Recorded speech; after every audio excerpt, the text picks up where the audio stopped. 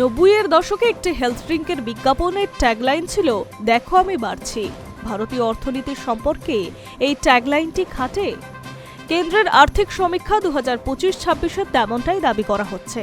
সেখানে বলা হয়েছে, চলতি অর্থবর্ষে ভারতের মোট আভ্যন্তরীণ উৎপাদন বা জিডিপির সম্ভাব্য হার 6.8% থেকে 7.4%-এর মধ্যে থাকবে।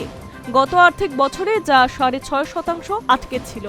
কেন্দ্রীয় অর্থমন্ত্রী নির্মলা সীতারামনের বাজেট ঘোষণার আগেভাগেই কেন্দ্রের এই সমীক্ষা রিপোর্ট তাৎপর্যপূর্ণ। কেন্দ্রের প্রধান অর্থনৈতিক উপদেষ্টার নেতৃত্বে অর্থনৈতিক সমীক্ষা 2025-26-এর সম্পূর্ণ হয়েছে।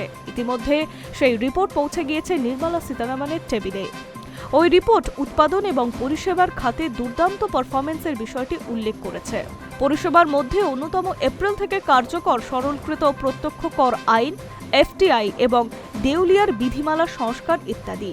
আইএমএফ এবং বিশ্বব্যাংক অনুমানের সঙ্গে সামঞ্জস্যপূর্ণ কেন্দ্রের আর্থিক উপদেষ্টা কমিটির রিপোর্ট।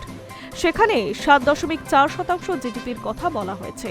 যদিও বিশ্বব্যাপী বাণিজ্য উত্তেজনা, কঠোর মার্কিং শুল্কনীতির জেরে 2026-27 অর্থবর্ষে ভারতের আর্থিক বৃদ্ধি 6.5% বা 6.5% নেমে আসতে পারে বলে জানিয়েছে যথাক্রমে আইএমএফ বা বিশ্বব্যাংক সংস্থা।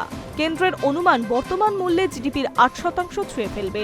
বছরের শুরুতে মন্ত্রকের তরফে দেওয়া বিবৃতিতে বলা হয়েছে, স্থির মূল্য জিডিপি বা প্রকৃত জিডিপি 2025-26-এর আর্থিক অর্থবর্ষে 201.9 লক্ষ কোটি টাকার আশেপাশে থাকতে পারে। 2024-25-এর অর্থবর্ষে এর অঙ্ক ছিল 187.97 লক্ষ কোটি টাকা। প্রসঙ্গত, প্রতি বছরের মতোই 1 ফেব্রুয়ারি বাজেট ঘোষণা করবেন কেন্দ্রীয় অর্থমন্ত্রী নির্মলা সীতারামন। এমনিতে যে কোনো সরকারের প্রথম বা দ্বিতীয় বাজেট সেভাবে চমক থাকে না।